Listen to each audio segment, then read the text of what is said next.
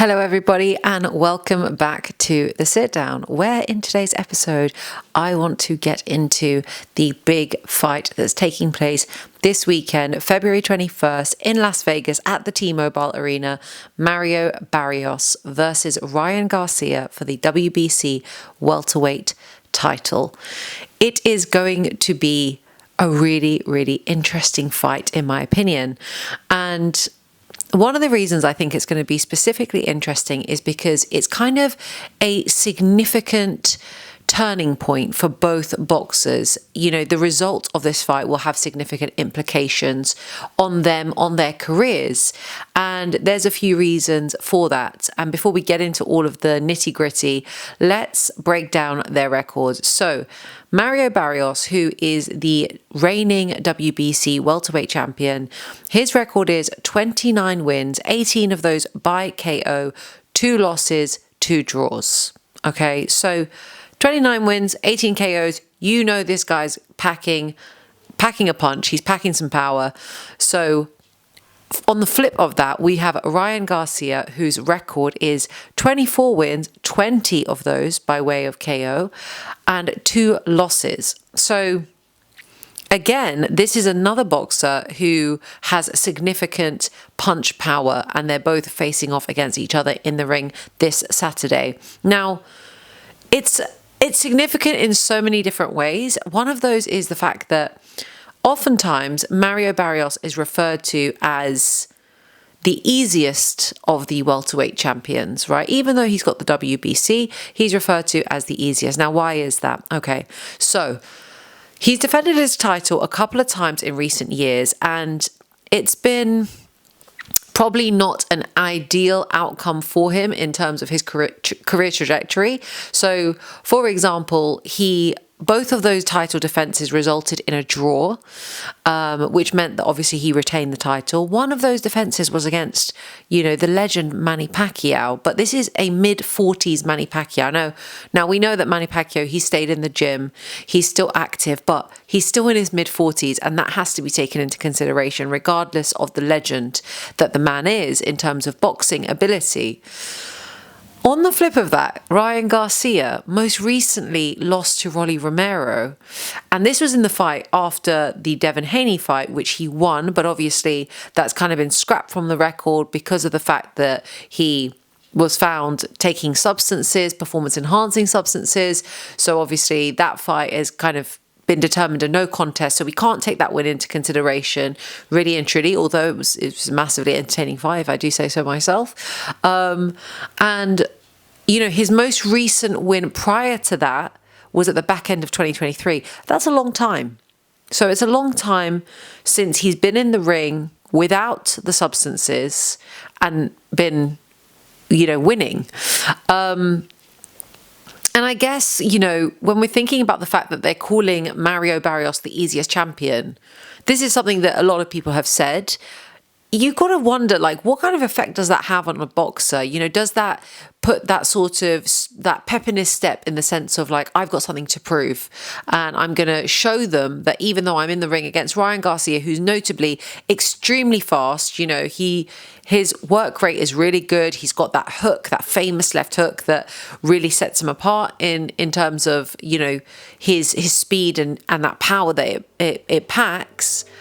You do wonder if Mario Barrios is thinking to himself, I'm gonna show up and show out, or if he's thinking to himself, in his subconscious, in the recesses of his subconscious, there is a question mark of am I the easiest champion? And does that plant that seed of doubt that's going to then affect him in this fight? Who knows? And on the flip side of that, obviously there's this big question, the big question mark, the $1 million question, which Ryan is going to show up. And the reason that that's an important question is because he seems to be the type that where he's at mentally really, really impacts him. And I think it does with every boxer, but it really stands out to me that Ryan Garcia's, mental state and where he's at is impacting everything. He's obviously inferred that there's been times where he's been not in the best mental state, and he's obviously been not being responsible with not drinking and eating the right things, and that's impacted his training. And there were times where he could only train 2 days at a time before his body was just like, no. So there are lots of questions around which Ryan is going to show up. And then, of course, there's this other layer to it, which is that Ryan's former coach, Joe Goosen, is now training Barrios. And Ryan has now enlisted the help of his father in the corner. So that's an additional layer to take into consideration. Of course, there's this, there's a school of thought that would say that, Mario Barrios, although he should really, he should be looking at that Rolly Romero fight and being like, okay, cool, that's a great crib sheet, that's a good blueprint as to the things that I might need to adopt in order to defeat Ryan Garcia. But then with the addition of Joe Goosen in the corner, one might say that type of insider information about what Ryan's weaknesses are and all the rest of it that a coach would know is going to help Mario Barrios. There is just so much to it to unpack. And then, of course, we're talking about Ryan Garcia having his father in the corner. I don't know about you guys, but for me personally, I just don't feel that having your father in the corner, I don't know many examples where that is turned out to be like a beneficial or a positive thing. Like if we think back just a few weeks ago, Teofimo Lopez had his father in the corner. And I mean, the amount of videos, the amount of commentary, the amount of opinions that have come out of the types of advice that his dad was giving him in the corner is just, it's unprecedented. It wasn't a help to him. It wasn't a help to him. And there's tons of examples that we could kind of pull up and talk about.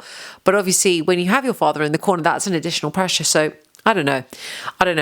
Either way, as I said, this is quite a significant turning point for both guys.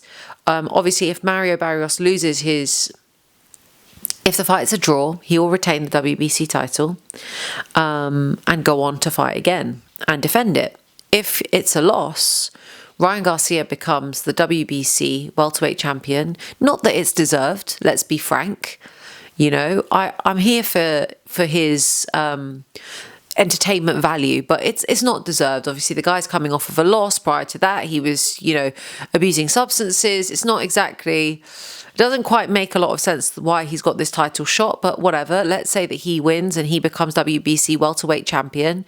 Then, obviously, what's next for Ryan Garcia? A lot of people are sort of saying this is a clear 50-50. Me personally, I am leaning a little bit more towards Ryan Garcia winning. And if he does, there's been discussions about, of course, the fact that Conor Benn wants to fight him. Conor Benn's sights are set on becoming WBC welterweight champion. So that could potentially be a matchup. That would be very entertaining. Like the entertainment value of that would be insane. And I'm kind of here for it.